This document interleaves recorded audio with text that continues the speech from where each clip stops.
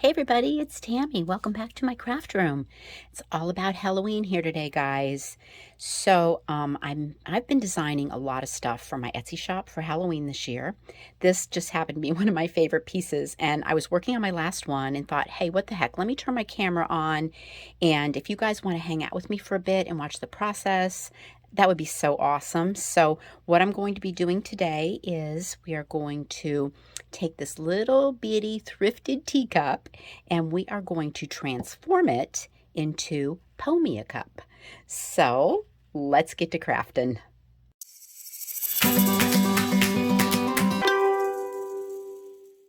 So I found a set of these while out thrifting, and believe me, they're just no fancy china whatsoever. So they were just screaming project. And I thought, okay, can't use them like this. So I got out my spray paint. And here's what I used. This Rust-Oleum, the Universal Metallic, and it was the oil rub bronze. I have a video where I was using this to spray some patio furniture that I got in an estate sale. So I had a little bit left over, and I love this because it has a nice shimmering look to it. It's not like a really harsh black. So I took my little cup outside and flipped it over and did a spray and brought it in, and I'm like, oh, that is so cute. And I was actually just going to flip it and spray it again, but you can see this has a lot of gold trim on it. So that gold just looks so vintagey and so cute on there. And I was like, you know, I really love when things work out when you didn't even expect them to work out. So there's our cup ready to go. And to prepare our cup, I just cut out a chunk of floral foam, and I'm going to just hot glue that right inside. Easy peasy. Okay, we'll just set that in there like that and let it dry, and then our cup is ready. Okay, the image that we're using today came from Etsy shop Raiders of the Lost Art. Link to that shop is below. And it started out for me as I downloaded this from that Etsy shop, and this is a giant Poe here. So I printed him out on cardstock and put some extra cardstock on the back and used like a popsicle stick here to give him some support. And he does come with his pattern, this little easel for the back, so you can just glue that on. I just happen to have these little cardboard easels, and they're just like super strong, so I decided just to put that on the back, and it worked out really great. I put a little ring on the bird cage and gave him a little scarf around his neck and glittered the raven. And I'm going to prop this up next to my old typewriter because I'm going to do like an Edgar Allan Poe vignette this year. So this is where that came from, and this is so cool, you guys. You need to go print one out. He is just the cutest thing standing up, let me tell you. So what I did then was I took that Poe and I shrunk him down and made a little mini Poe. And I have a photo editing program called PicMonkey, and it's kind of like a mini Photoshop, so I'm able to do some things on it. So I shrunk him down, and I also made this on there which just says Pomia cup. I just designed it on there really quick. And so all right, I cut him out and got him ready. But what I did first was, I didn't want to go through the whole cutting out process and make you guys sit through that. But I took a piece of black cardstock and I just took my glue stick and glued the back, pressed it on the cardstock, let it dry a little bit, and then I cut it out. So you can see he has a nice little finish back. Plus, you know, it's like double cardstock, so you've got some extra strength there too. Okay, so I also did that on this one. This one already has the cardstock on it. So let me just go ahead and cut that out. Oh, and yes, I have a history lesson for you too. Yep, can't go anywhere. You got to listen to my history. So I really love Poe. I really love his work. And so anyway, you know, he was considered the inventor of the detective fiction genre, and also contributing to the science fiction genre as well. And he was the first American author to earn a living through writing alone, which obviously it caused him a lot of financial difficulty in his life. And he was born in 1809 in Boston, and his father left a year after he was born, and then his mother died 1 year after that. So he was adopted by the Allans, and he really kind of had a difficult life, and a lot of his choices, he just really, really had, you know, a lot of difficulties. So I think it's because he was just so highly creative. All he wanted to do was write. He didn't want to do that other stuff. I can kind of understand that. So I feel a connection there to Poe.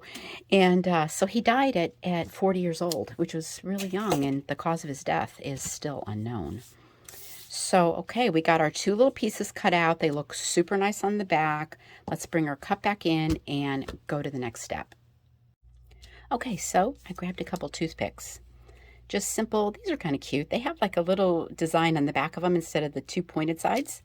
And what I'm going to do is take my glue gun and just run a little bead of glue down the back of Poe and lay the toothpick on.